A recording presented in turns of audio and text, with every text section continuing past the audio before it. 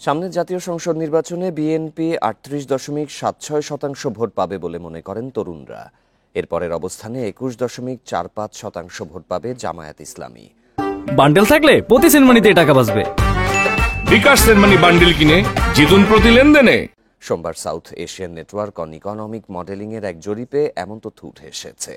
সানেমের জরিপে অংশ নেওয়া তরুণরা মনে করেন অন্যান্য ধর্মীয় দলগুলো পাবে ৪.৫৯% ভোট। তবে জাতীয় নাগরিক পার্টি পাবে ১৫.৮৪%, জাতীয় পার্টি পাবে ৩.৭৭% এবং অন্যান্য দল পাবে ০.৫৭% ভোট। জরিপ অনুযায়ী এনসিপির প্রতি নারী ভোটারদের সমর্থন পুরুষ ভোটারদের তুলনায় কিছুটা বেশি।